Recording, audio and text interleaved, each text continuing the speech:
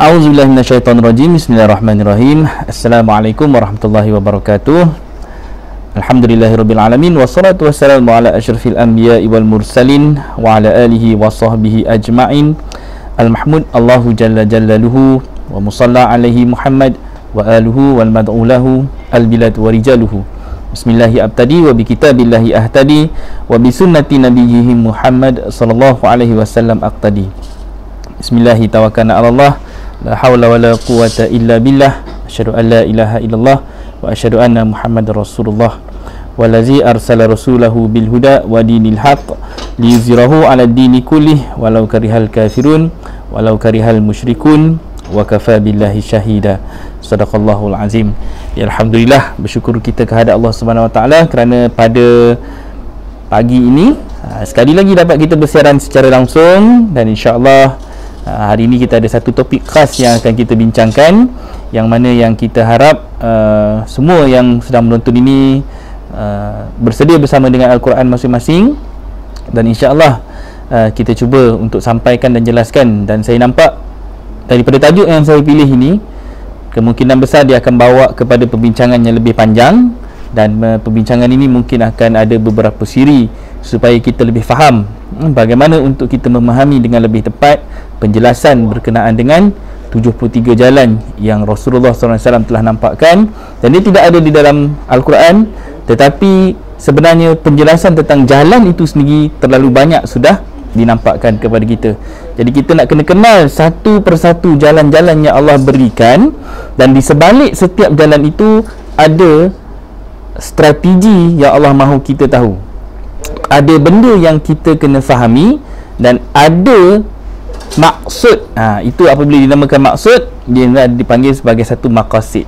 Maqasid ini adalah sesuatu yang berbentuk matlamat, tujuan. So kalau kata kita nak pergi ke syurga, mesti ada satu maksud dan juga matlamat, impian, cita-cita yang telah pun Allah berikan kepada kita.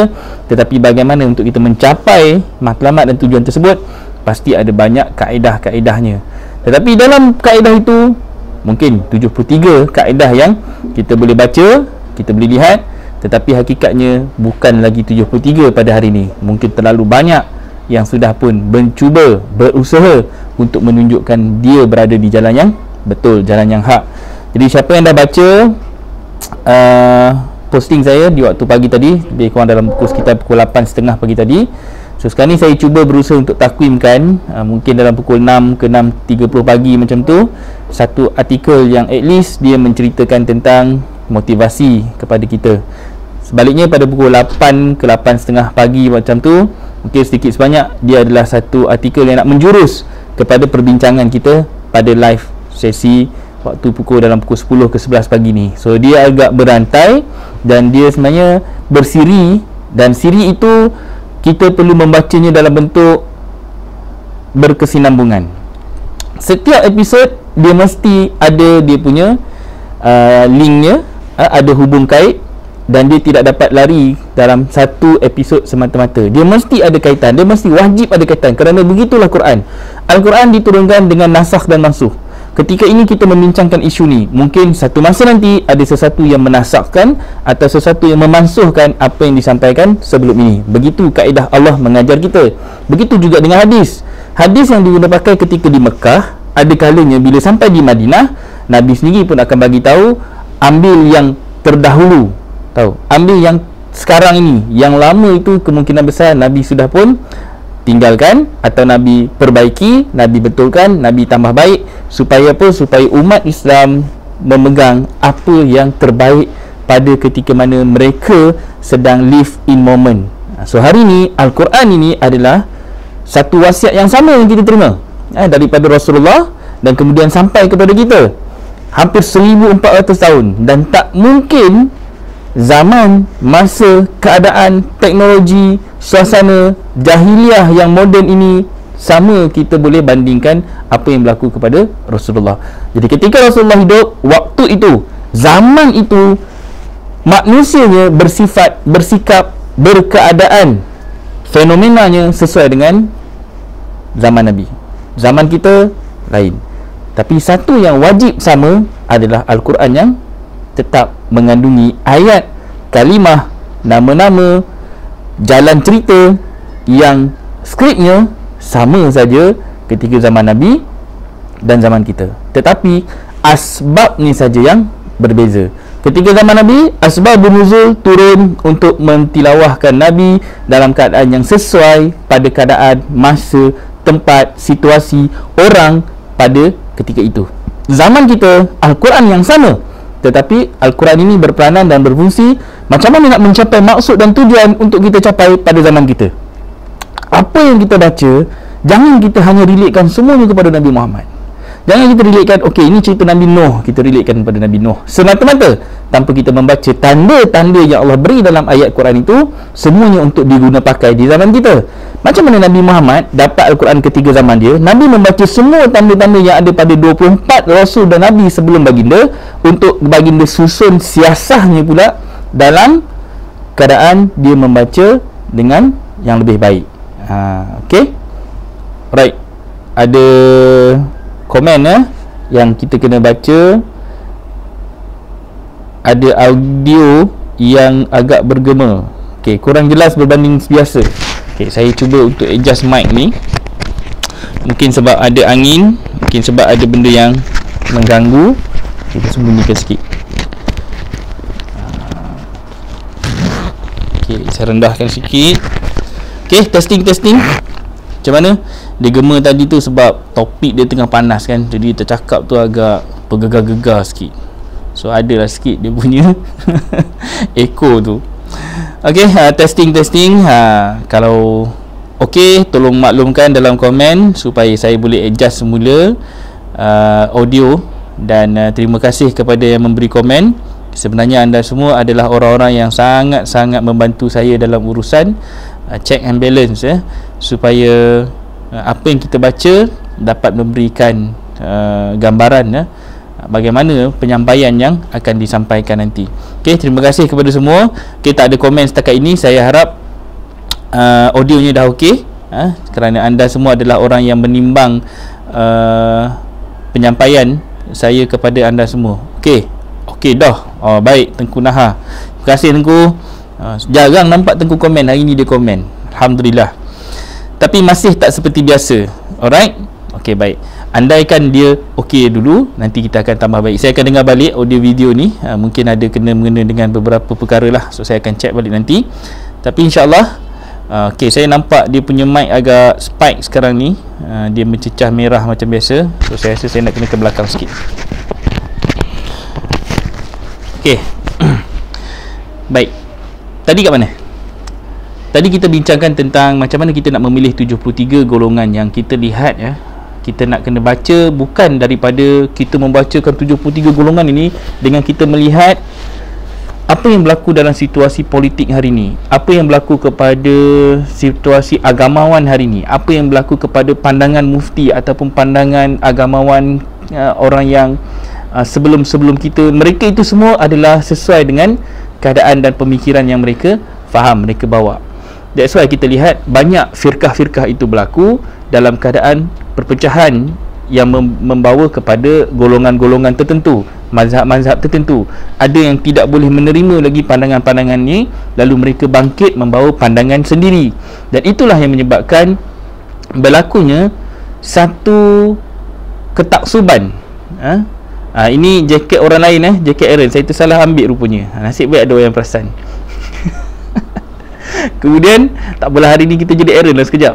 Kemudian kita nak, kalau boleh, kita memahami bahawasanya kita adalah orang-orang yang bagaimana. Kita hari ni siapa? Kita ni terlibat adakah secara tidak langsung dalam kita mencari jalan untuk mendekatkan diri kepada Allah.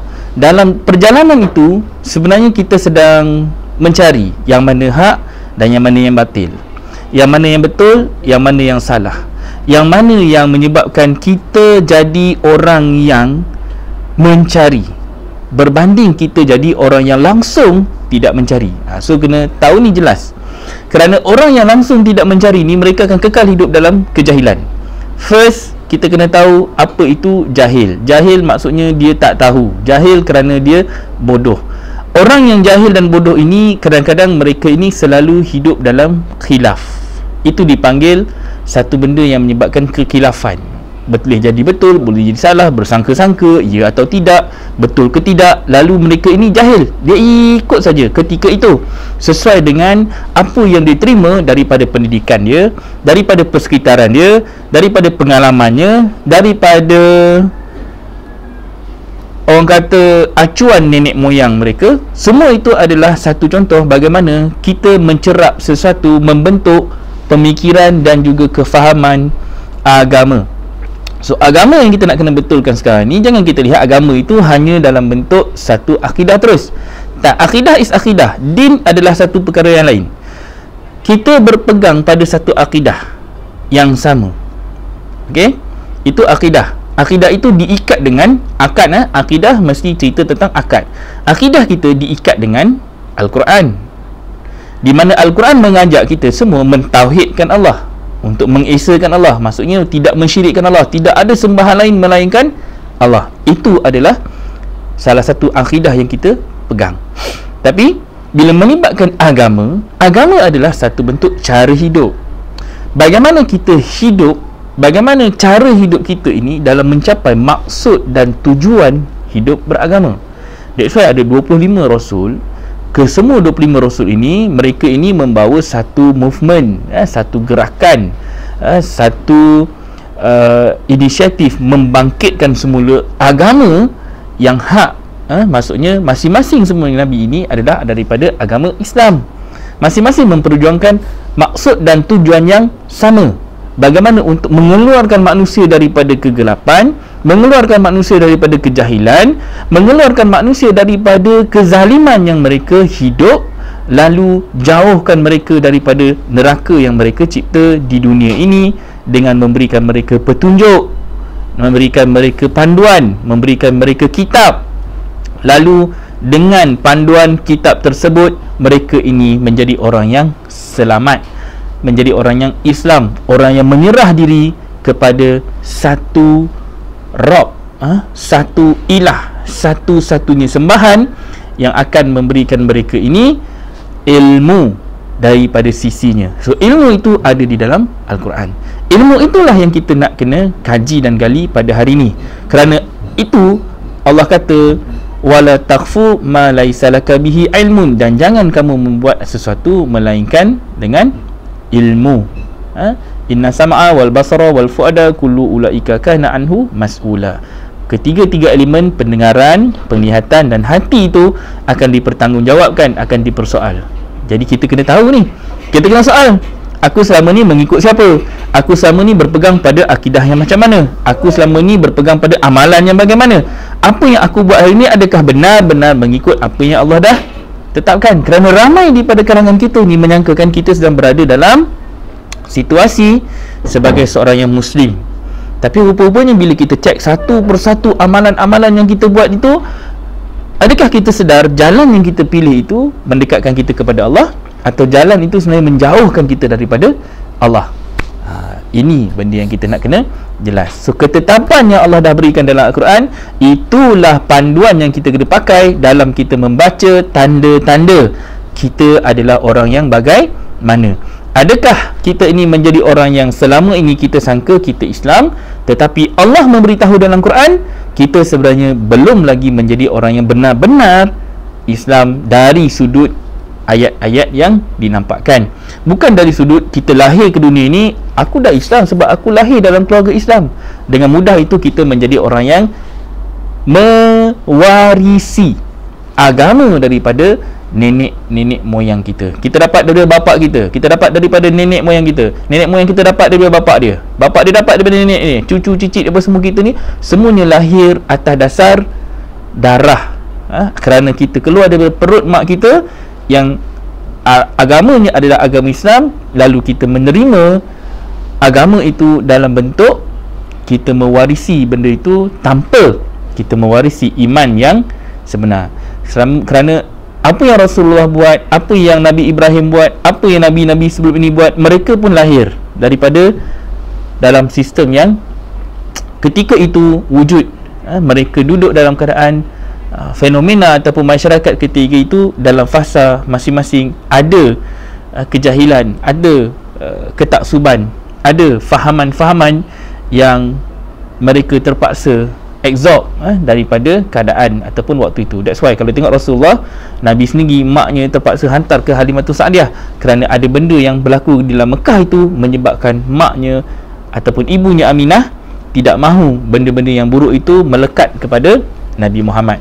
Begitu juga dengan kita. Kenapa kita kadang-kadang ada ibu bapa yang membawa anak-anaknya jauh daripada sekolah yang biasa kerana mereka tahu ada sesuatu yang tidak kena dengan pendidikan tersebut dan mereka mengharapkan pendidikan alternatif yang lebih baik untuk diberikan kepada anak-anak mereka. Tetapi ada orang, dia tidak ada pilihan lain. Itulah satu-satunya tempat pendidikan yang ada yang mereka terpaksa hantar, dan itulah satu-satunya laluan ilmu untuk anak mereka absorb, dengan harapan di sekolah itulah anak-anak mereka akan nampak hakikat dan kebenaran. Tapi berapa ramai yang mampu berjaya mencapai maksud dan tujuan begitu. Ada orang sampai ke sekolah, mereka berjaya dalam akademik. Bila mereka masuk ke dalam alam universiti, mereka mencapai untuk tujuan menerima ataupun mendapat segulung ijazah.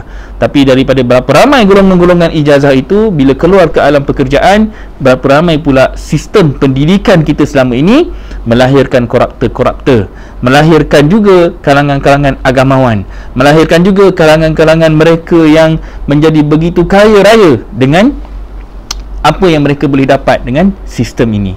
Kerana sistem kita adalah sistem penjajah yang di dalamnya dah pun dimasukkan dengan doktrin penjajahan minda, akal, ekonomi dan juga ketaksuban kepada sesuatu perkara. Itulah yang kita nak fahamkan, bagaimana kita nak mencari jalan yang lurus.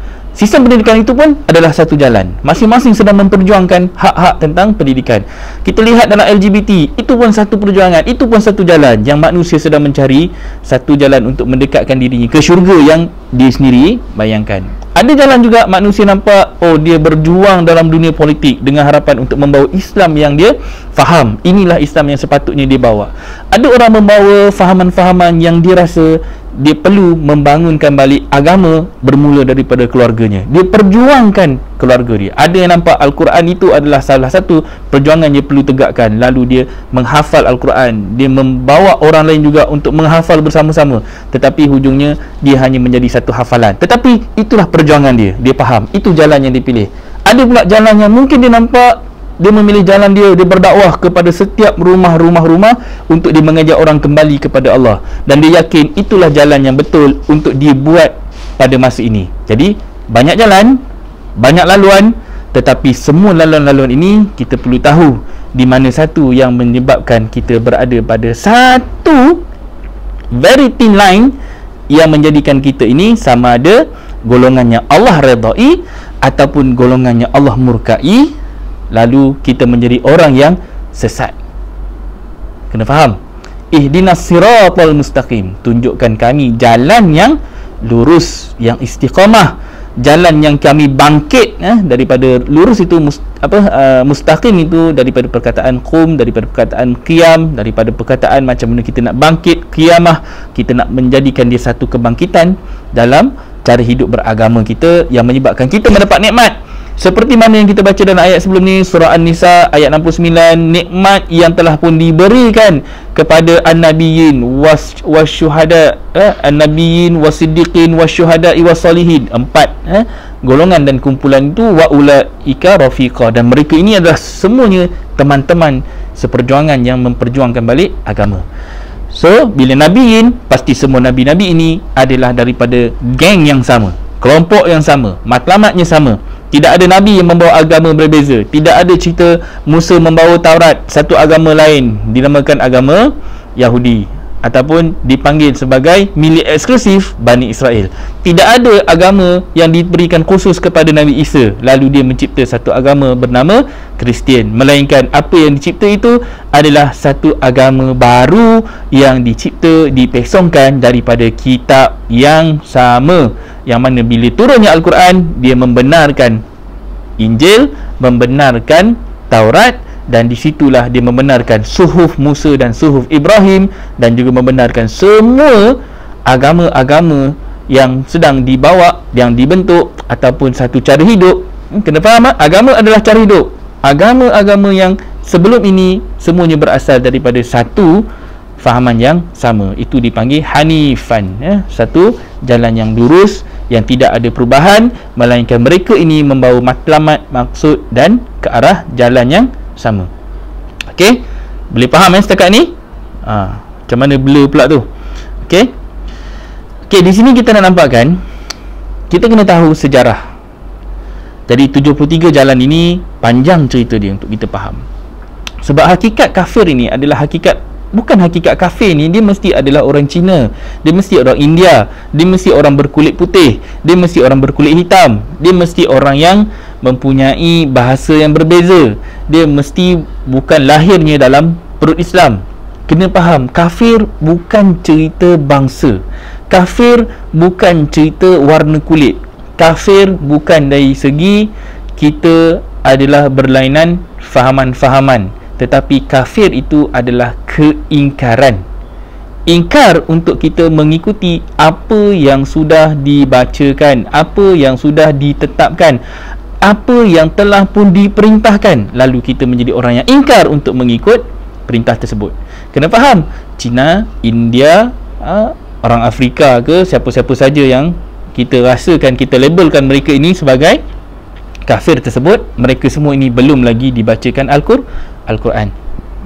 Hanya layak untuk kita katakan mereka kafir apabila mereka sudah menerima petunjuk, tetapi mereka memilih untuk jadi golongan yang sesat, dan itu adalah kerana kedegilan dan juga kerana mereka menolak apa yang sudah disampaikan. Barulah mereka itu jadi orang yang kafir, orang yang ingkar. Dan kita jangan tengok bangsa lain, kita jangan lihat orang lain. Sebelum kita pergi sembang tentang orang lain, lihat dulu dalam hati kita, dalam diri kita. Kita ni sendiri pun, berapa banyak daripada perintah-perintah Allah yang ada dalam Al-Quran, apa yang ada di dalam perintah Al-Quran ini menyebabkan kita jadi orang-orang yang lalai, orang yang leka, orang yang jauh daripada kefahaman Al-Quran, orang yang nampak apa yang Allah berikan tetapi mereka tidak faham, mereka tidak jelas, lalu mereka jadi orang yang menolak. Mereka sampai sanggup menduakan perintah Allah, mereka sanggup mensyirikkan Allah, bukan kerana mereka ini golongan-golongan yang mereka berbeza kulit dengan kita, tetapi adalah kerana mereka ini, mereka sudah mendapat kitab, mereka sudah mendapat bacaan Al-Quran, mereka sudah masuk ke ceramah, mereka sudah pergi ke pelbagai tempat, tetapi akhirnya mereka jadi golongan-golongan yang tidak jelas.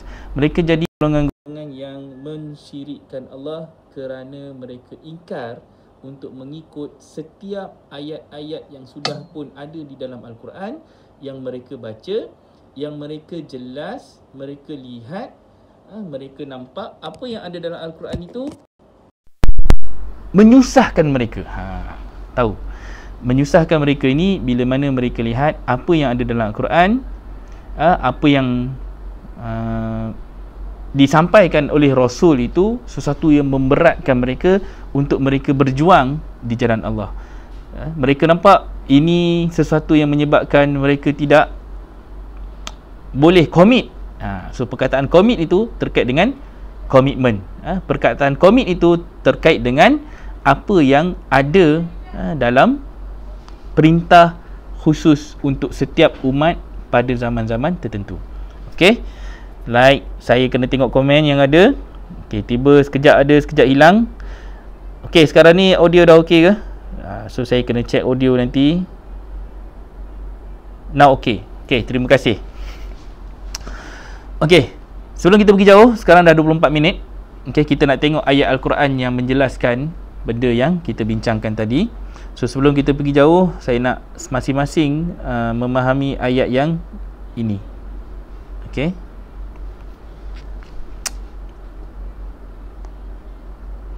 Okey, kita tengok ayat ni. Harap semua boleh nampak, semua boleh jelas. Sila buka kalau ada Al-Quran masing-masing, lebih baik buka surah 42, surah Asy-Syura ayat ke-13. Kenapa saya bawa kepada ayat ini? Kerana dalam ayat ini dia akan membincangkan kepada kita tentang, pertama sekali, Konsep daripada ayat ni dia nak menampakkan jalan satu. Daripada jalan itu Allah memperlihatkan kepada kita, menampakkan kepada kita ada beberapa rasul yang perlu kita tahu, nabi dan rasul yang kita kena kenali, dan mereka ini membawa aspirasi yang sama. Kemudian diperlihatkan bagaimana Allah seru mereka supaya tidak menjadi golongan yang berpecah belah. Nabi-nabi sendiri diseru tidak menjadi golongan yang berpecah belah, dan betul sampailah kepada Nabi Muhammad, semuanya mempunyai satu fikrah yang sama. Ada di kalangan nabi-nabi yang mungkin ada yang berputus asa, ada yang cuba membawa haluan sendiri. Nabi Yunus contohnya cuba keluar kerana berputus asa dengan umat, dia cuba lagi. Tetapi bagaimana Allah menguji dia sampailah dia rasa dia berlaku dosa, dia zalim pada diri dia, lalu dia memohon keampunan dan bertaubat, lalu Allah kembalikan dia semula ke jalan yang sebetulnya. Ada nabi yang sebegitu rupa. Nabi-nabi sendiri pun banyak yang ditegur. Musa ditegur, kan? Nabi Muhammad sendiri pun ditegur dalam usaha baginda untuk membangunkan agama. Jadi semua itu adalah teguran-teguran yang membina untuk bawa balik mereka kembali ke jalan yang lurus. So kita baca satu-satu di sini. Baik. Syara'a lakum minad din. Okey, pertama sekali kita baca. Saya tak buka harfiah Saya tak buka harfiah sebab ayat ni terlalu panjang. Kalau kita buka harfiah dia jadi sangat-sangat panjang untuk kita pecahkan satu persatu. Dan hari ni saya bukan nak bawa kepada harfiah. Cuma saya nak kenalkan beberapa terms yang ada. Pertama, termnya adalah tentang jalan. Syara'a. Syara'a daripada itu adalah cerita syariat.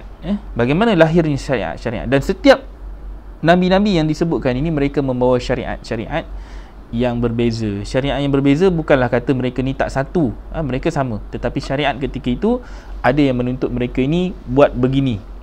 Untuk Nabi Muhammad, dia membawa satu syariat yang akhirnya dia nak mengembalikan balik semua perjuangan-perjuangan yang daripada Nabi Adam sampailah kepada Nabi Isa. Semuanya dia nak betulkan balik kerana nabi-nabi terdahulu mereka sedang melakukan berperingkat-peringkat, dan Nabi Muhammad adalah yang paling terakhir sekali yang akan menyampaikan kebenaran wahyu yang ada dalam Al-Quran. Itu tanggungjawab Nabi Muhammad. That's why dipanggil sebagai penghulu Nabi. Tapi dalam ayat ni tidak dimasukkan nama Nabi Muhammad. Apa lagi disebut Nabi Ahmad? Kita baca satu-satu. Syara'a lakum minad din ma wasa. Kami telah mewasiatkan, dia kata kami telah mensyariatkan kepada kamu ad-din, satu cara hidup, satu agama yang telah kami wasiatkan, ma wasa, seperti apa yang kami wasiatkannya bihi Nuhan, kepada Nuh. So kita kena check balik, kenapa Nabi Nuh disebut dalam Quran, dalam ayat ini? Dalam elemen keseluruhan tentang din ini, Nabi Nuh disebut dahulu. Dan apa yang telah kami wahyukan, walladhi auhayna, dan apa yang telah kami wahyukan ilaika, kepada kamu. So sekarang ni Allah sedang menampakkan cerita Nabi Nuh dan apa yang kami sampaikan kepada kamu. Sekarang ni kalau kita baca kamu di sini, kita akan lihat dalam kurungan. Kalau saya baca harfiah, dia tak ada kurungan. So saya nak tunjukkan apa yang biasanya kita jumpa dalam teks penjelasan terjemahan yang biasa kita baca. So bila kita baca macam ni, of course kita akan nampak dia punya pertambahan ayat-ayat yang kita kadang-kadang boleh baca. Dia adalah sedikit sebanyak adjustment ataupun tambahan daripada pentafsir untuk kita membaca dalam konteks kefahaman beliau. So hari ini dinampakkan dalam terjemahan ini dikatakan kepada kamu itu adalah Muhammad. Tapi Muhammad dah selesai dah tanggungjawab dia. Okey, banyak kali dah ulang ni, ulang lagi supaya zikir itu melekat dekat kepala kita. First, buang dulu kurungan itu dan fahamkan kamu ketika ayat ini diturunkan 1400 tahun dahulu adalah Nabi Muhammad. Ambil makna dan juga maksud ayat ini. Ketika ini dia sedang bercakap untuk kita yang sedang baca. Kamu yang dimaksudkan itu adalah yang sedang membaca. Bukan kata kita ni nak dapatkan kita ni setara dengan Nabi tadi. Tak, sebab wahyu ini diturunkan untuk seluruh manusia. Kamu di situ adalah sesuatu yang dia boleh jadi siapa saja. Dia boleh jadi orang yang membaca hari ini, orang yang membaca 100 tahun akan datang, orang yang baca 100 tahun yang lepas, kamu itu tetap jadi maksud yang menunjukkan kepada seseorang pada waktu dibacakan ayat tersebut. So Nabi Muhammad dapat, dia dah selesai, ayat ni pun dibacakan kepada orang lain, nak menunjukkan kamu ketika itu adalah kita. Dan apa yang telah kami wasiatkan kepada Ibrahim, kepada Musa dan kepada Isa. Okay, so sekarang ni fahamkan, ada 5 nama disebutkan dalam ayat ini, termasuklah kamu yang kita kena baca. Kamu itu bukan lagi Muhammad, tetapi adalah kita. So ada Nabi Muhammad disebutkan kamu ketika itu, kemudian disebutkan Nabi Nuh, Ibrahim, Musa dan Isa. Inilah 5 Rasul Ulul Azmi yang kita kenali. Daripada 25 Rasul dan Nabi, 5 ini dikatakan sebagai 5 Nabi-Nabi dan Rasul yang paling hebat, mengalami ujian, mengalami tekanan dakwahnya, dan mereka ini antara yang mendapat kitab-kitab daripada suhuf dan juga kitab-kitab yang termasyhur, dan akhir sekali Al-Quran membenarkan kitab-kitab dan juga suhuf mereka, lalu dijadikan sebagai satu komponen paling penting dalam menyampaikan dakwah sehingga hari ini. Dan kelima-lima Nabi-Nabi ini juga antara yang paling banyak sekali disebutkan dalam Al-Quran berbanding yang lain. So kita kena kenal itu dulu. Kemudian, iaitu tegakkanlah agama. Apa disampaikan kepada kelima-lima mereka ini, wasiat mereka ini, yang kita ni, kamu hari ni kena faham, kena baca dan kena yakini, kena ambil manfaat wasiat yang sama. Wasiat yang sama itu untuk kita pun laksanakan. Apa dia?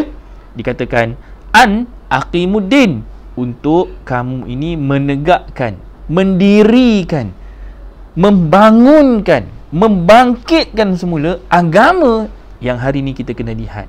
Adakah agama kita sedang jatuh, sedang dipijak-pijak, sudah dihina kembali, atau agama kita ini sudah jauh terpesong daripada apa yang sedang dibawa oleh Rasulullah SAW daripada 1400 tahun yang lalu. Perhatikan, perhalusi, lihat supaya kita nampak benda itu adalah sesuatu yang jelas, hak ataupun batil. Kita nampak keingkaran manusia di depan kita semakin jauh, semakin hari semakin jauh, semakin hari semakin jauh, semakin hari mereka ni semakin terpesong daripada Al-Quran yang diturunkan. So itu tanggungjawab kita untuk membaca dengan kita relatekan diri kita dengan Al-Quran. Bukan kita putuskan terus Al-Quran ini daripada kita. So bila kita baca Al-Quran dalam bahasa Arab, kadang-kadang kita tidak faham. Bila kita baca dalam bahasa Arab, kita tidak jelas maksud ayat ini kepada siapa. Kita baca dengan lagunya, kita baca dengan tajudnya, kita baca dengan alunan suara, lontaran suara yang mendayu, dan kadang-kadang dia hanyalah menjadikan bacaan tersebut begitu mengasyikkan, dan kita lalai daripada memahami apa mesej Al-Quran yang sebenar, ditujukan untuk siapa. So dikatakan dalam tu lagi apa? Wala tatafarraqu fih, dan jangan engkau bercerai-berai, berpecah belah, saling berfirqah-firqah. Berfirqah ini digunakan wala tafarraqu. Tatafarraqu tu daripada perkataan firqah. Firqah ini berpecah belah, berbeza-beza, khilaf, saling tak sama maksud dan tujuan matlamat mereka. So semua itu Allah cut off siap-siap untuk nampakkan kepada kamu hari ini bahawasanya apa yang dibawa oleh Nabi Nuh, ya, dia mengambil daripada apa yang dah disampaikan daripada Adam. Kemudian Nuh sambung bawa kepada Ibrahim, Ibrahim sambung, kemudian Musa mengambil balik alih apa yang ditinggalkan oleh Ibrahim, kemudian Isa dia membetulkan balik apa yang dipesongkan oleh manusia daripada Taurat, lalu Injil membentuk satu agama yang dah lurus, tetapi kemudiannya dibengkokkan semula oleh ahli kitab dan juga daripada kalangan-kalangan yang mahu mengambil diri mereka itu sebagai orang-orang yang berkepentingan. Mereka itu apa? Tukar apa saja ayat-ayat yang ada di dalam Injil itu, mereka tulis dengan tangan mereka sendiri, lalu mencipta satu fahaman baru, agama baru, kitab baru. So Injil yang sebenar hilang. Kemudian Al-Quran turun semula, diberikan kepada Nabi Ahmad. Untuk apa? Nabi Ahmad ini memperbaiki balik kerosakan yang telah berlaku selepas daripada zaman Isa, lalu memperbetulkan semua balik, streamline balik apa yang sebenarnya Islam telah pun ada daripada zaman Adam. Okey, itu satu cerita timeline yang kita kena kenal. Ini cantiknya kalau ada whiteboard satu, dan cantiknya kalau saya boleh lukis benda ni di depan kita semua. InsyaAllah doakan supaya saya dilengkapkan dengan kemudahan yang ada dalam live streaming yang akan datang, supaya kita boleh tunjuk benda ni. Ni kalau kata kelas dekat Sungai Ramal ni, kelas kita memang akan tunjukkan benda tu adalah benda yang biasa kita buat. Tapi online ni ada keterbatasan, tetapi itu bukan alasan. Kita cuba usahakan satu hari nanti. Kemudian ada lagi ayatnya, kabura. Kabura ni cerita tentang sangat besar. Kalau dalam ni dinampakkan sangat berat. Kabura alal musyrikin, sangat berat bagi orang-orang yang musyrik. Ma tada'uhum, apa yang kamu seru. Jadi apa yang Nabi-Nabi ni semua seru, daripada Nuh, daripada Ibrahim, Musa, Isa, kepada Nabi Muhammad pun sangat berat apa yang dia seru tu, sampai Nabi Muhammad nak kena bunuh, sampai Nabi Muhammad nak kena racun, sampai Nabi Muhammad terpaksa lari keluar daripada Mekah, Nabi Muhammad terpaksa berhijrah, Nabi Muhammad dilontar batu, dikatakan gila, dikatakan sihir, dikatakan macam-macam lagi hamburan dan juga kata-kata kesat, hanya kerana dia cuba menegakkan apa yang benar. Kerana musyrikin ini, kita kena tahu, musyrik ada banyak, ada kafi, ada jali. Itu daripada sekolah lagi kita dah diajar. Kafi sesuatu yang kita sembunyikan dalam diri, jali sesuatu yang jelas apabila kita mensyirikkan Allah. Contoh, kita buat benda kurafat, kita pergi ke kubur, kita beli ayam hitam lah, apa semua benda-benda jelas lah, dari segi bomohnya apa semua. Itu yang sesuatu yang hari-hari nenek moyang kita nyanyikan kepada kita. Tapi sesuatu yang kita tidak diceritakan, syirik di sini sebenarnya adalah apabila kita menduakan Allah bukan dalam bentuk amalan tadi saja. Dia boleh jadi dalam bentuk logo-logo yang beredar di sekitar kehidupan harian kita. Apabila kita menegakkan sesuatu yang lain daripada Allah. Sekali lagi saya ulang, apabila kita menegakkan sesuatu selain daripada Allah. Tadi dalam ni Allah kata an aqimuddin, menegakkan agama Allah. Tetapi kita pula menegakkan sesuatu yang selain daripada apa yang Allah perintah. Boleh faham Kalau boleh faham, jawab faham. Tolong komen faham. Saya follow komen-komen kalian So apabila kita menegakkan, kita tegak ni, tetap yang ni yang betul. Walaupun dah terang dah dalam Quran kata ini yang hak, ini yang jelas, ini yang betul, tapi kita tegak juga dengan pendirian kita. Pendirian kita, pendirian kamu, pendirian aku.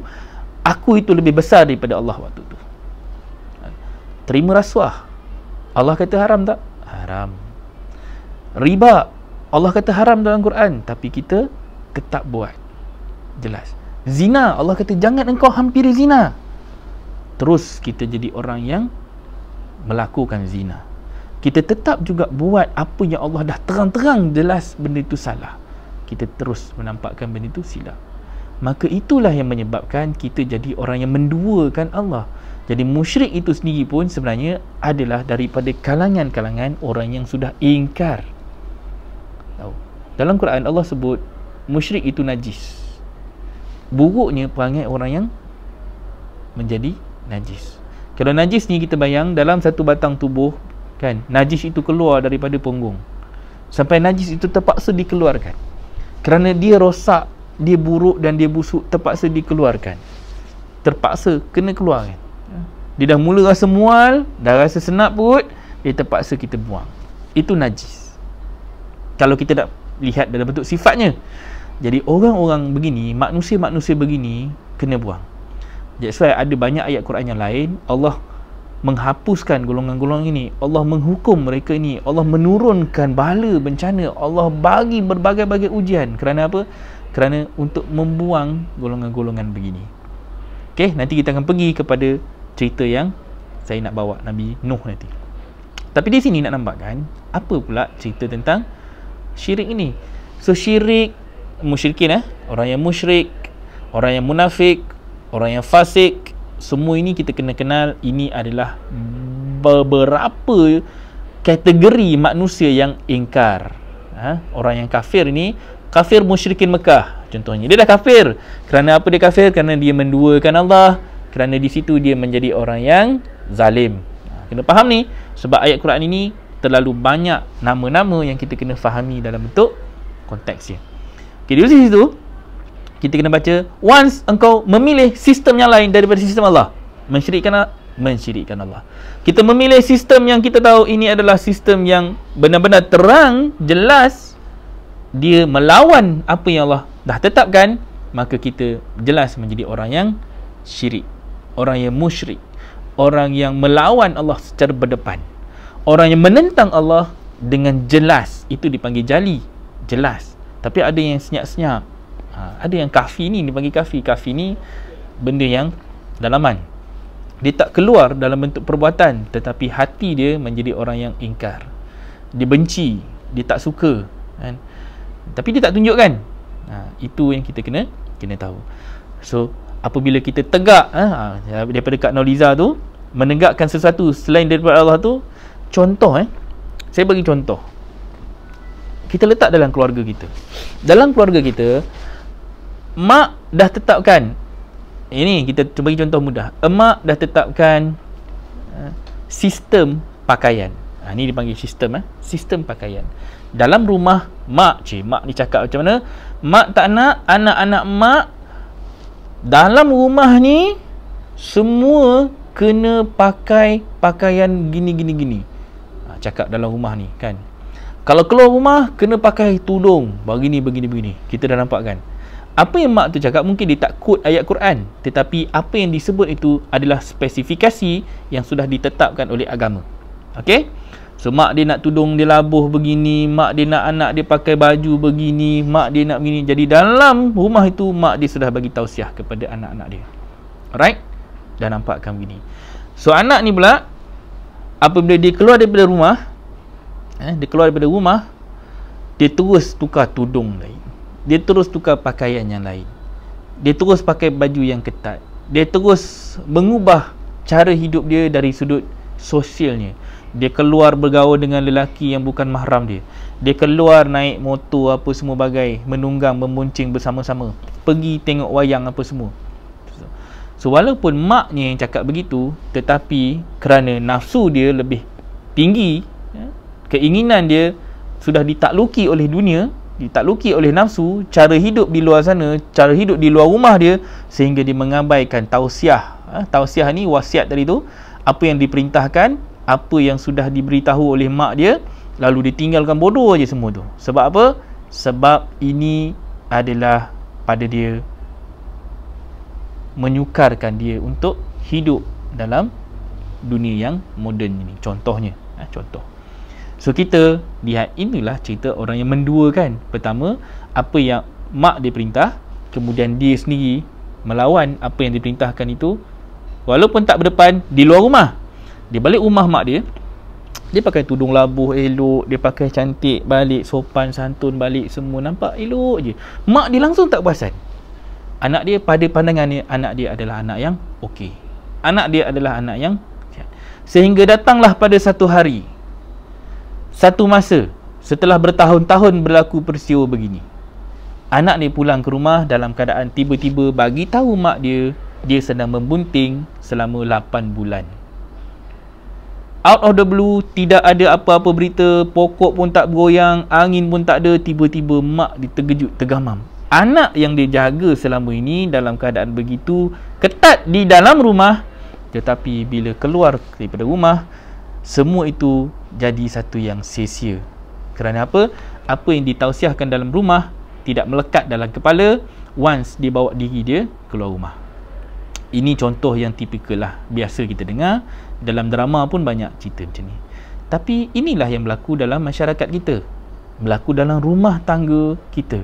Yang datang beramai-ramai ke dalam RPWP ni, yang cari jalan macam mana nak membersihkan diri daripada fahaman-fahaman keduniaan begini. Yang datang merujuk, tanya macam mana nak menyelamatkan anak gini-gini. Tahu, saya pernah mengalami satu situasi di waktu malam, tiba-tiba datang 2 orang ibu dan bapa membawa anak yang berusia 16 tahun. anak berusia 16 tahun itu mengandung 8 bulan menunggu masa untuk melahirkan anak. Malam tau sampai dirujuk oleh abang ipar di sini. So itu satu benda yang fenomena.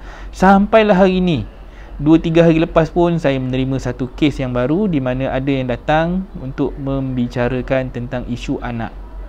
Dua orang ibu dan bapa ni datang bicarakan kerana apa? Anak dia pakai tudung, bekerja hanya kerana kenal di WeChat. Tak pernah jumpa tapi kenal di WeChat, keluar bersama lelaki ni, kemudian terus kena rogol. Malam itu pukul 2 pagi, maknya hanya tahu benda itu, bapaknya hanya tahu benda itu bila kakaknya senyap-senyap minta izin nak bawa adik dia keluar pergi balai polis. Waktu itu semuanya dah terlambat. Waktu itu semuanya sudah pun hancur, jahannam tahu. Kita sudah tu mengalami satu situasi yang kritikal yang kita dah tak boleh nak patah balik lah. Anak yang kita percayai, anak yang kita yakin dia baik, dia begitu begini semua, tiba-tiba dia boleh menjadi satu fitnah yang sangat besar kepada kita. Dan lebih malang apabila diketahui, bila dah jadi kes polis, cek apa semua, rupa-rupanya anak tersebut telah pun dirogol oleh seorang penjenayah yang memiliki lebih kurang 49 kes yang sama, termasuk ugut dan rogol. Jadi ini semua adalah cerita-cerita yang hari-hari datang dalam rumah pengasih warga prihatin, yang kita terpaksa treat benda ni very serious dan penuh dengan urgency. Ini yang sedang berlaku kepada umat kita hari ini, sekarang, realiti dia. Bayangkan 100 tahun lagi dalam keadaan kita nak tinggalkan anak-anak kita dalam keadaan mereka pun masih lemah. Dan kita kena akui sistem kita hari ini sangat lemah dalam memberikan immunity kepada anak-anak kita dari sudut kefahaman agama, kekuatan akidah, dan juga mereka sedang menyembah pelbagai logo-logo, nama-nama dan juga hiburan-hiburan atas apa saja alasan yang menyebabkan mereka ini dengan mudah terpesong kerana hawa nafsu yang sangat-sangat kuat untuk terjun ke lembah neraka. Walaupun kita dah cakap macam mana, tapi nafsu itu sangat-sangat kuat. Dan yang selamat, Allah dah cakap dalam ayat Quran, kita buka dah sebelum ni, Allah hanya selamatkan sedikit. Dan kita lihat begitulah yang berlaku kepada semua nabi-nabi ini. Mereka tidak mempunyai ramai follower, mereka tidak mempunyai ramai pengikut, mereka tidak mempunyai terlalu ramai orang yang betul-betul mengikuti mereka, melainkan sedikit. Tak ramai, tetapi yang banyaknya kat luar sana itu, yang terlalu ramainya adalah mereka-mereka yang sedang sesat. Sesat di dalam agama sendiri, sesat dalam pilihan hidup mereka sendiri. So ini jalan-jalan yang sedang dipilih oleh mereka. Bayangkan jalan yang sudah ditakwimkan Allah kepada kita, kita langgar begitu saja. Kita sanggup buat semua itu hanya kerana kita tidak mahu duduk di dalam doktrin ataupun fahaman yang Allah sudah tetapkan kepada kita. Kita tak boleh ikut cakap Allah, kita ikut cakap sendiri. Kita tak boleh ikut acuan Allah, kita buat acuan sendiri. Lalu akhirnya kita sudah pun terkeluar daripada agama yang Allah perintahkan. Itu pun syirik. Itulah kafir. Itulah kekafiran kita. Keingkaran kita berdepan dengan Allah. Kita lawan mak bapak kita, automatically kita sedang melawan Allah. Tetapi syaratnya mak dan bapak kita adalah orang yang betul-betul sedang menegakkan agama Allah juga. Ni kalau mak pun, anak tengok TV pun dia tak kisah, anak keluar pergi tengok wayang pun dia tak kisah, anak keluar pergi shopping kompleks pun dia tak kisah. Tahu, cemburu seorang ibu dan bapa itu tidak ada. Dan kitalah mak bapak yang sebenarnya kafir dulu lebih awal daripada anak. Kita dulu engkar membentuk anak kita dengan fahaman yang betul. Nampak mudah. Kita hari ni kita terlalu toleransi dengan segala-gala kemudahan yang kita lihat sebagai cara hidup yang akhir zaman yang moden ini. Pada kita, panggung wayang itu sesuatu yang normal. Membonceng motosikal bagi perempuan itu sesuatu yang normal. Tak boleh lah, nanti ramai yang naik motor ni rasa memang kita kena rasa lah keselamatan kita, security kita, kerana agama ini menjaga terlalu banyak perkara. Tahu, dari segi qawaid, dari segi kaedah, dari segi maksud, maqasid agama itu sebenarnya dia nak menjaga kita, nak menjaga harta kita, nak menjaga maruah kita, nak menjaga akidah kita, nak menjaga keturunan kita. Banyak maqasid-maqasid agama ini sebenarnya nak memelihara kita. So, menghampiri zina itu pun Allah tak beri. Bayangkan Berapa ramai daripada kalangan kita ni buka TV saja, bagaimana konten zina itu terlalu banyak di dalam TV. Buka newspaper, betapa banyak konten yang ada dalam. Buka YouTube, buka Facebook, berapa banyak konten zina sudah berada dalam tempat-tempat begitu. Orang tak suka tengok ceramah macam ni. Orang tak suka tengok tazkirah begini. Orang tak suka untuk melihat sesuatu yang berkaitan dengan agama seperti ini. Bersyukurlah yang mereka ni duduk dalam lingkungan circle yang ada bersama dengan saya waktu ini. Sebab kita sedang membincangkan satu topik yang orang tak suka. It's unpopular topik. Tapi inilah tanggungjawab sebagai orang yang nak menyampaikan. Dan itu yang sedang diusahakan oleh Rasulullah dan Rasul-Rasul yang lain. Kena fahamkan, dan semua ini berlaku mesti ada sebab, mesti ada punca, mesti ada perkara yang sampai mereka terkesan. Dan itu Allah dah jelaskan, kabura alal musyrikin, berat. Memang berat kita nak tegur orang kembali kepada Allah. Kita nak ajak orang kembali kepada Allah. Kita nak ajak orang kembali semula kepada ketetapan yang Allah dah buat. Kembali balik kepada agama yang fitrah. Memang ramai akan menolak. Dan kebanyakan manusia mereka akan membawa kita kepada kesesatan. Allah dah sebut dalam Quran. So di situ, ma tad'uhum ilaih. Engkau ajaklah macam mana pun. Nak ajak pakai tunul lambuh, itu pun dah susah. Bukan ramai orang boleh buat dengan mudah. Bergelumang dengan perkara-perkara dalaman ni. Tahu, gelojak nafsu ni. Ya tidak. Kalau aku buat nanti macam mana orang kata. Orang kata tu yang penting. Allah kata tak penting. Orang kata. Itu masalah kita. Andaian pada manusia itu terlebih tinggi berbanding apa yang Allah sangkakan kepada kita. Jadi ini benda-benda yang kita kena nilai balik di mana kita punya syirik kita. Alright. So di situ dinampakkan ada ayat Allah dinampakkan yajtabi. Allah dia memilih.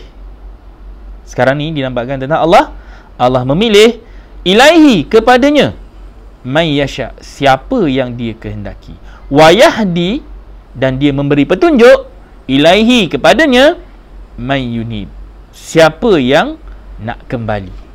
So ayat ini is a fundamental perintah yang Allah nak kita ni jadi siapa. Jadi orang yang dikehendaki, ataupun orang yang mendapat petunjuk, ataupun kita alah apa Quran tak tepi. Allah tak apa, muda lagi, banyak masa lagi, enjoy dulu. Benda ni bukannya susah pun, nanti tobatlah. Kan? Selalu kita duk cakap macam tu, kita ni. Muda lagi mak, kita duduk labu apa? Kan? Masjid tu tak apa, dia tak tutup. Mekah tu bila-bila boleh pergi. Tahun ni Allah tunjuk macam mana Mekah tu tutup, dah sampai hari ni tak dibuka lagi.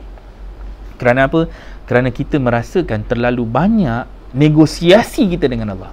We are negotiate dengan Allah. Kita bukan negotiate dengan mak kita sebenarnya. Kita bukan negotiate dengan bapak kita, dengan ustaz kita, siapa. Kita sedang bernegosiasi dengan Allah yang dah lama dah perintahkan kita dengan pelbagai kataan. Takwim yang Allah dah jadikan kepada kita sangat cantik. Laqad khalaqnal insana fi ahsani takwim. Takwim itu cerita tentang pembentukan manusia. Kejadian kita itu, pembentukan diri kita, akidah kita, akhlak kita, environment kita ni Allah dah bentuk. Daripada kita baby, masuk ke alam kanak-kanak, masuk ke alam remaja, masuk ke alam sekolah, masuk ke alam kerja, perkahwinan, kita jadi bapa, kita pula jadi datuk dan nenek, sampailah kita mati. Semua itu adalah takwim. Tapi dalam takwim itu pastinya ada komitmen yang Allah tuntut, ketakwaan yang Allah tuntut. So takwim dengan takwa is very close, sangat dekat. Engkau nak jadi siapa berdasarkan takwim itu. So kalau engkau tak ada takwim, means engkau gone. Engkau terkeluar daripada radar.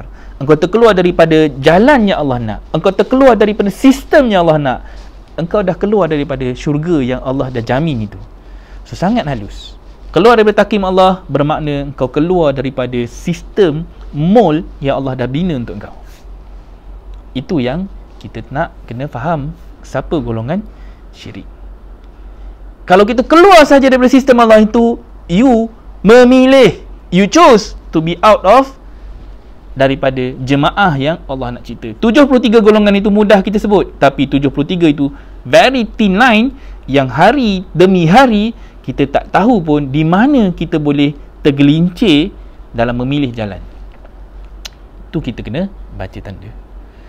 Kalau kata kita rasa kita ini adalah orang yang mula terdetik di hati untuk kembali kepada Allah, peganglah walaupun halus dia punya detik itu, dia punya lintasan itu, rasa nak balik kepada Allah, peganglah, supaya halus itulah yang menyebabkan dapat kita selamat daripada jurang api neraka yang ada hari ini.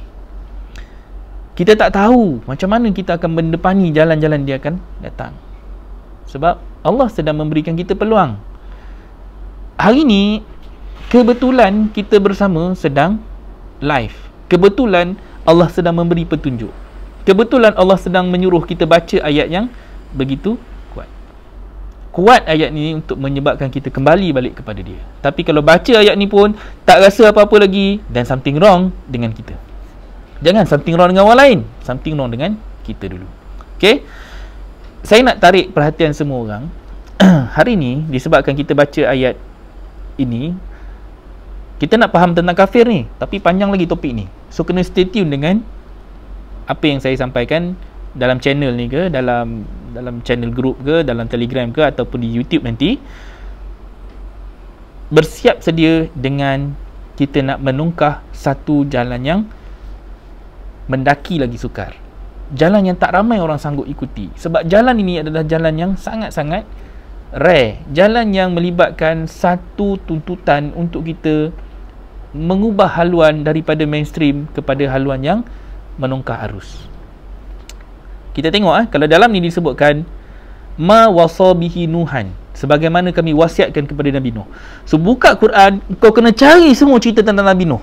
Engkau kena baca semua kisah Nabi Nuh supaya engkau tahu apa berlaku kepada Nuh yang menyebabkan engkau tak nak jadi macam tu nanti. Kau tak nak apa yang berlaku pada Nuh berulang kepada diri engkau. Engkau tak nak apa berlaku kepada Nabi-Nabi terdahulu dan kisah-kisah yang disebutkan dalam Quran, kita tak nak dia berulang kepada diri kita. Apa yang berlaku kepada Nabi Nuh? Nabi Nuh semua orang tahu banjir besar yang berlaku. Sebelum banjir besar yang berlaku, Nabi Nuh diminta untuk membina kapal. Diminta bina kapal bukan dekat dalam laut, bukan dekat atas laut, bukan dekat tepi pantai. Allah perintah bina di tepi gunung, duduk dekat gunung. First, orang kata gila. Kena lihat itu fenomena. Once orang kata engkau gila, once orang kata engkau sesat, once orang kata engkau ni dah merapu, dah hilang akal, meaning engkau sedang mengikuti satu sunnah yang Nabi Nuh hadapi. Dan banyak tak sunnah-sunnah Nabi lain? Nabi Muhammad pun dipanggil tak orang yang gila? Sama. So jangan kita terus jump to conclusion. Ada perintahnya, kita buat dulu. Ada yang diperintah masuk gua, Nabi Muhammad masuk gua pun 3 tahun bang, bukannya sekejap, 3 tahun hanya untuk mendapatkan petunjuk, dapatkan Iqra. Tapi orang kita betapa dekat Gunung Jerai, pergi ke sana apa semua, mengambil itu terlalu literally sampai kita tersalah jalan. Jalan juga disebut di sini. Okey. So kita nak kena baca dan kita kena faham. Ni saya tak nak keluarkan ni sebab kita nak pergi ke cerita Nabi Nuh. So kita kena tahu sejarah Nabi Nuh. Okay, sejarah Nabi Nuh dia ada dalam surah Nuh sendiri, surah 71. Dia ada panjang Kalau tengok bermula daripada ayat 15 tu, semua tu cerita Nabi Nuh dah. Dari 15, tapi saya ada satu ayat yang saya dah simpan di sini. Kita tengok ayat berapa. Tak silap saya. Okey, tengok ayat 21. Dia kalau baca daripada 15 dah ada cerita cerita banyaklah, panjang dia, cerita tentang dia daripada kaum yang hina dina apa semua bagai. Tapi yang saya nak nampakkan asbab kenapa semua ini berlaku. Tengok ayat 21 tu. Allah kata 71-21 Allah kata qala Nuh berkata, Rabbi, wahai Tuhanku, ya Tuhanku, innahum, sesungguhnya asauni, mereka derhaka kepadaku. Perkataan asau ni kena faham ada dalam ayat yang lain. Kita ni diminta dalam surah 4 ayat 59 4:59, ati Allah wa ati'ur rasul. Pertama Allah kata taatlah Allah dan taatlah Rasul. Sini cerita tentang seorang Rasul dan Nabi. Maka mereka tidak taat Rasul, automatik mereka tidak taat Allah. Wa ati'ullah wa ati'ur rasul wa ulil amri minkum. Okey. Dan tanggungjawab kita menjawab sami'na wa ata'na. Kalau ada perintah daripada Allah dan Rasul, kita sebagai seorang yang mengikuti akidah yang sama, kita akan jawab sami'na wa ata'na. Aku dengar dan aku patuh. Tetapi di sini banyak daripada kalangan-kalangan yang berlaku sebelum ini, nabi-nabi terdahulu, mereka ni Contoh macam Musa, contoh macam Isa. Nabi Muhammad sendiri, sami'na wa asaina. Aku dengar tetapi aku tidak patuh. Aku tidak taat. Aku ingkar. Aku derhaka. Sami'na wa asaina. Dia tidak patuh. Mereka dengar waktu zaman Nabi Muhammad, mereka nak pergi Uhud tetapi mereka tidak patuh. Mereka bawa diri keluar daripada peperangan Uhud. Itu geng-geng munafik. Okay, ni kena baca ni. Dan mereka wattaba'u, dan mereka mengikuti man lam yazidhu, orang-orang yang mereka ni menambahkan maluhu, hartanya, wa waladuhu, dan anak-anaknya, illal khasirin, kecuali kerugian. Bila engkau ikut harta, engkau ikut anak, maka Allah akan menambahkan kerugian. Allah akan tambahkan lagi pemesongan kita. Sebab itu dalam Quran dinampakkan anak dan isteri itu adalah musuh bagi kamu. Dan inilah realiti kepada Nabi Nuh. Anaknya sendiri adalah musuh, isterinya adalah musuh bagi dia.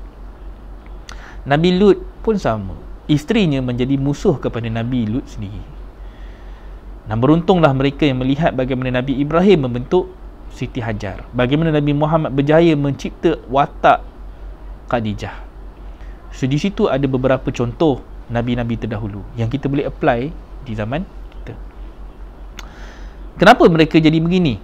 Dikatakan di sini wa makaru makran kubbara. Kerana apa? Mereka itu melakukan satu tipu daya.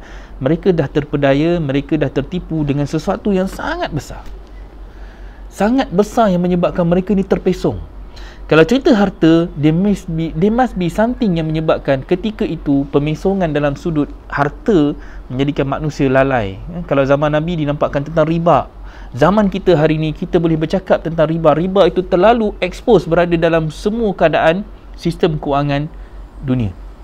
Kau kadang-kadang tak boleh elak. Namanya cantik sekalipun, tapi bila cek balik ada sedikit unsur riba.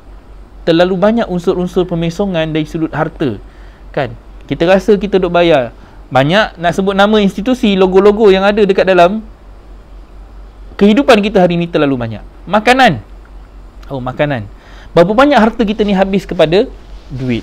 Ada yang pergi makan McD, ada yang pergi makan KFC, ada yang pergi beli belah kat Tesco, ada yang pergi macam-macam tempat. Lepas tu ada pula kata dana ini disumbangkan kepada Israel, kita buat gini-gini, semuanya akan menjadikannya satu butir peluru kepada Israel untuk menembak Palestin. Macam-macam kita pernah dengar, betul? So semua itu adalah sesuatu yang besar menyebabkan pemesongan akidah kita tanpa kita sedar, tanpa kita faham, tanpa kita tahu. Semuanya sudah pun termasuk dalam instrumen kehidupan harian kita. Dari segi ekonomi, pendidikan, dari segi keuangan, dari segi sosial, dari segi pengurusan harta, agama. Dan paling besar sekali adalah misi pemesongan akidah melalui pendidikan, melalui sejarah, melalui sistem keuangan, melalui doktrin-doktrin. Ini semua Dajjal dah buat. Jangan cari Dajjal yang besar yang nak keluar akhir zaman tu nanti. Tak, Dajjal itu sudah ada pun dalam rumah kita sendiri melalui sistem yang mereka cipta dengan halus sehingga kita menjadi ibu dan bapa yang bermata satu, yang pandang sebelah mata, yang tengok apa yang berlaku depan mata kita, we let go, we forgive, kita tak ada masalah, we forgo, kita anggap benda itu remeh. Kerana apa? Kita nampak anak kita tak menutup aurat, tutup mata. Kita nampak anak kita terkinja-kinja dengan hiburan, kita tutup mata. Kita nampak anak kita tak reti baca Quran, tutup mata. Kita nampak anak kita keluar berpoya-poya dengan kawan dia, merempit, pergi berbasikal lajak, naik basikal apa semua bagai. Ikutlah apa sahajalah yang berlaku, fenomena kejadian manusia yang lalai dan leka pada hari ini, we let go dengan kita tutup sebelah mata. Pada kita semua itu tak apa. Pada kita semua itu tak ada masalah. Atas nama moden, atas nama hari ini adalah hari kita kena jadi orang yang updated, yang up to date. Kita mengizinkan jahiliah moden masuk dalam rumah tangga kita. Jangan kita cerita orang lain lagi. Cerita dulu apa yang berlaku dalam rumah tangga kita. Televisyen kita, gadget kita. Tahu, tadi saya ceritakan antara isu yang berlaku tentang anak yang kena rogol tadi. Sebenarnya maknya sendiri pemarah dengan bapaknya kerana apa? Bapak dia lah yang beli telefon bagi kepada anak dia. Bapaknya lah yang patut menjaga anaknya ketika itu, tetapi mengizinkan anak dia keluar rumah ketika itu.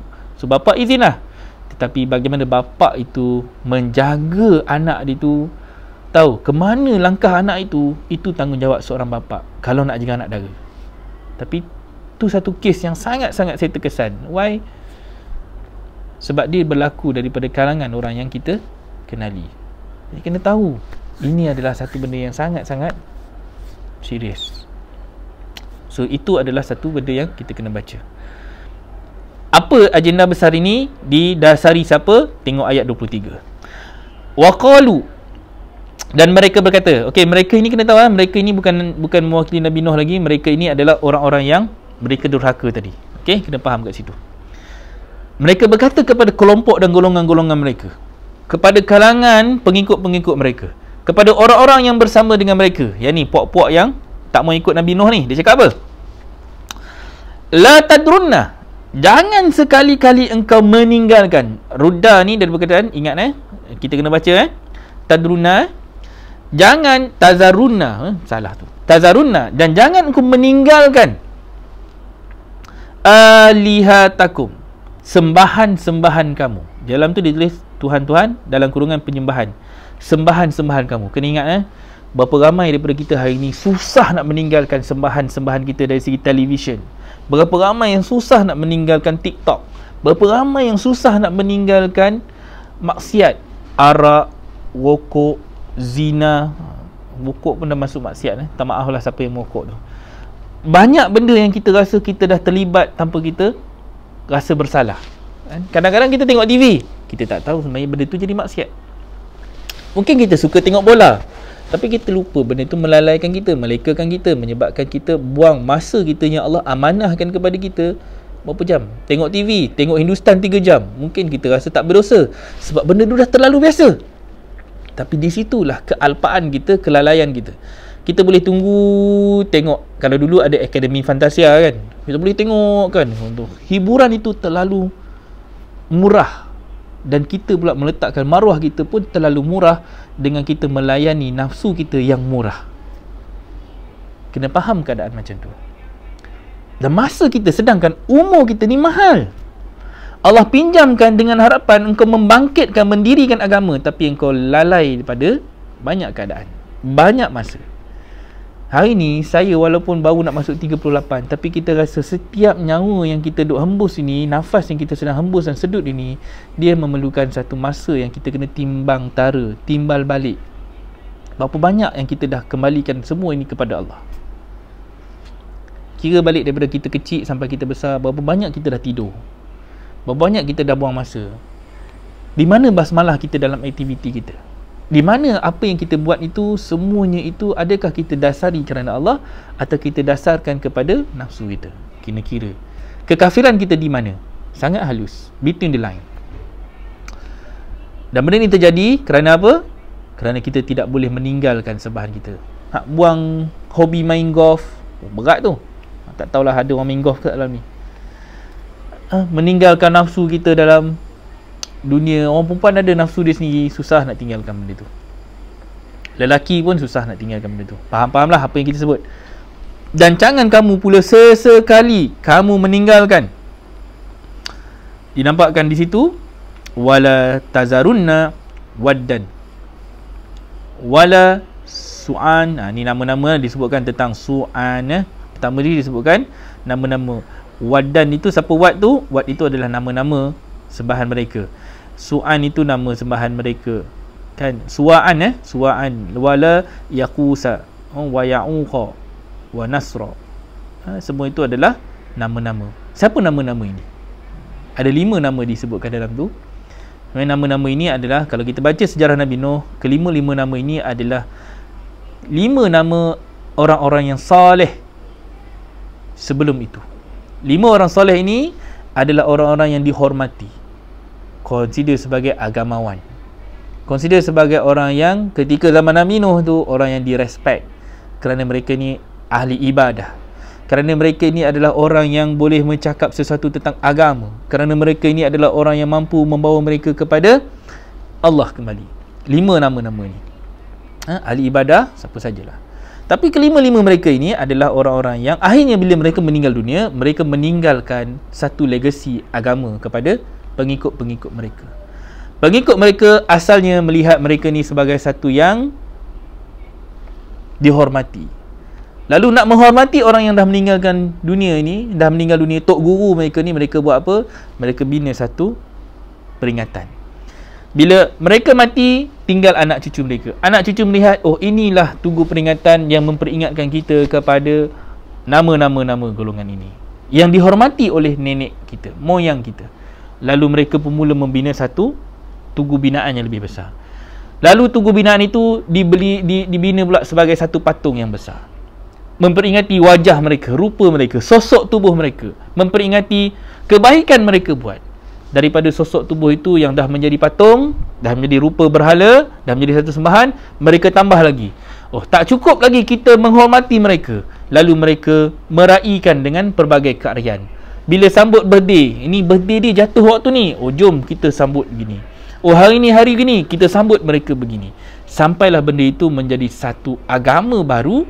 Lalu semua itu sesat akibat mereka menyembah nama-nama yang asalnya adalah orang yang soleh, orang yang baik. Dan itu juga hari ini berlaku kepada zaman kita, umat kita. Berapa ramai hari ini kita menjadikan sosok tubuh, nama-nama, logo-logo, pertubuhan-pertubuhan, organisasi-organisasi, apa saja yang ada, tak kira politik, tak kira apa saja yang menyebabkan mereka itu menjadi satu sosok yang kita ikuti membuta tuli. Kita ikuti kerana nafsu, kita ikuti bukan kerana ilmu, bukan kerana wahyu. Kita ikut kerana kita terpengaruh dengan apa yang mereka tawarkan, mereka offer, dan mereka mengajak dalam satu misi yang berbeza. Ada yang ni misi dia untuk yang ni, ada yang ni membawa untuk tujuan katanya untuk membangunkan agama, ada yang untuk membangunkan bangsa, ada yang nak memperjuangkan kebebasan bersuara. Macam-macam lah ketaksuban mereka. Lalu kita menjadi orang-orang yang menyembah nama-nama tadi. Ada yang dah mati, ada yang dah masih hidup lagi, tetapi kita membuta tuli mengikut mereka, memperjuangkan atas dasar dan juga nama mereka. Banyak tak berlaku? Berlaku. Siapa? Cari sendiri, Google. Banyak nama yang kadang-kadang kita pun terpengaruh. Berapa ramai hari ni masih lagi terngiang-ngiang lagu-lagu yang dinyanyikan oleh Allah Yarham yang telah meninggal dunia. Ramai tak? Ramai. Dia sudah meninggal dunia, tetapi dia meninggalkan lagu. Tahu? Cuba cari pemain-pemain gitar yang walaupun dah tua tetapi masih lagi main gitar. Ada yang dah nak mati pun, tahu, dah jadi nenek tua kan, baca Quran sedap tetapi boleh menari makyong kan. Ada macam tu. Baca Quran di mulut tetapi dalam keadaan dia sudah pun jadi orang yang pikun, dah mula nyanyuk, dengar ayat Quran yang sedap tapi dia boleh menyanyi, ikut rentak bacaan alunan Quran, tetapi dalam tu ada instrumen makyong. Kalau di Johor ada kuda kepang. Banyak ini terlalu banyak sebenarnya kesilapan-kesilapan kita yang kita tak nampak hari ni, tetapi mungkin waktu kita tua nanti dia akan mula mengeluarkan banyak tanda-tanda yang kita semakin jauh. Tapi apa guna ketika itu kita sudah tua? Waktu kita muda, apa yang kita buat dalam mencari jalan kepada Allah? Okey, sebenarnya dah 1.13 jam, 1 jam 13 minit. Masa pun sebenarnya dah 11.19. Jadi saya rasa kita dah ambil masa yang agak panjang dalam kita membuka mukaddimah. Minta maaf, ini baru mukaddimah untuk kita kenali di mana jalan-jalan yang kita semakin jauh daripada agama. Hari ini kita buat topik kepada Nabi Nuh untuk kita baca dan kita faham siapa yang menyebabkan atau apa yang menyebabkan umat Nabi Nuh ini terpesong jauh sampai diturunkan bala. Kalau rajin, lepas ni jangan tunggu esok lusa. Lepas ni boleh baca ayat 24, 25, 26, 27. Baca sampai habis kisah Nabi Nuh. Rajin lagi, buka Quran, cari semua nama Nabi Nuh, baca supaya kita faham. Nuh yang Allah maksudkan bukan dekat dalam kisah-kisah tertentu, tetapi kita membacanya daripada Al-Quran. First, baca daripada sumber yang kita dapat daripada Quran. Bukan kita dapat daripada kita dengar, bukan dapat daripada kita baca dalam Facebook saja. Boleh kita cari, tetapi itu semua guideline untuk kita rujuk kembali kepada Al-Quran. My unit, siapa yang nak kembali, Allah kata kembali balik kepada Al-Quran, kembali balik kepada Allah dan Rasul. Di situ kita akan jumpa jawapan yang lebih jelas dan tepat tanpa kita ikut-ikutan. Tapi syarat dia cari guru dululah. Jangan kita baca seorang-seorang, kena ada guru. yang membacakan balik ayat-ayat ini kepada kita, insya-Allah. Okey. Terima kasih kepada semua yang menonton. Saya sangat-sangat berterima kasih terutamanya kepada yang komen, yang memberikan pandangan dan follow sama ada Telegram channel ataupun Facebook saya, supaya kita dapat sentiasa istiqamah dengan program kita pada setiap pagi 10 pagi sehingga 11 pagi. Itu janji saya, tapi sekarang dah 20 minit lebih. Saya minta maaf, tapi saya sangat-sangat berharap tolong bagi feedback kepada saya, tak kisah melalui apa saja, sama ada melalui telefon ataupun melalui komen. Kalau boleh komen kat bawah ni, lebih baik komen juga, supaya kita boleh follow on track dan benda tu tetap, dan kita boleh dapat feedback untuk saya tambah baik pada episod esok. Sebab esok kita masih belum clear lagi 73 ni. Kita baru bincang tentang Nabi Nuh, tapi di situ adalah jalan untuk kita memahami macam mana kita terpecah, terbelah, dan akhirnya kita nak kembali balik kepada kejadian yang kita dituntut, takwim sebaik-baik kejadian kita hari ini. Kalau aku umur 38 tahun, kita kata apa yang aku kena buat ketika aku umur 38 tahun. Kalau 40 tahun, apa kena buat? 60 tahun, apa sebenarnya masa ni, mesej yang aku kena tahu dan sampaikan kepada anak dan isteri. Masing-masing cari jalan macam mana kita nak perbaiki diri kita supaya kita jadi lebih baik. InsyaAllah 1 jam ni terasa pendek, 1 jam terasa tidak cukup, 1 jam ni terasa terlalu banyak benda nak disampaikan. Sebab tu awal tadi buka, tak ada kita nak basa-basi, terus speed kepada topik supaya kita tidak terlepas peluang. Setiap masa ini sangat berharga, dan kalau boleh kita baca dan kita fahamkan, kerana ini adalah benda yang kita nak sampaikan kepada anak cucu kita supaya kita tidak terpesong. Terima kasih kepada semua yang menonton. Kalau boleh kita nak jadi orang yang sentiasa duduk dalam circle yang baik. Saya suka kerana hari ini ramai yang komen, ramai yang memberikan feedback, dan kalau ada kesan dan pesan, dan kalau rajin sikit, kongsikan supaya lebih ramai yang dapat manfaat bersama-sama dengan kita, insya-Allah. Okey, itu saja daripada saya. Terima kasih kepada orang Singapura. Saya tengok ada orang Singapura pun ramai dah ni. Abang Suhaimi ada, Kak Ros pun ada. Okey, terima kasih kepada yang lain-lain daripada kalangan yang duduk dekat tanah air kita. Anda semua adalah orang yang awesome, kerana anda semua telah pun berada dalam lingkungan orang-orang yang memilih untuk mencari Allah, mendapat hidayah dan petunjuknya, dan seterusnya nak kembali semula merujuk Al-Quran yang sebenar. Itulah saya doakan, mudah-mudahan kita semua istiqamah. Amin, insya-Allah. Okey, itulah yang baik itu datang daripada Allah, yang buruk itu datang daripada kelemahan saya sendiri. Saya mohon maaf atas kesilapan dan keterlanjuran. Andai apa yang saya sembang, kita cakap pada hari ini, ada yang terkasar bahasa atau terkurang, mohon ampun dan maaf. Okey, itu sajalah. Terima kasih semua. Hazza wallahu yarana wa yahfazuna walhamdulillahirabbil alamin. Assalamualaikum warahmatullahi wabarakatuh.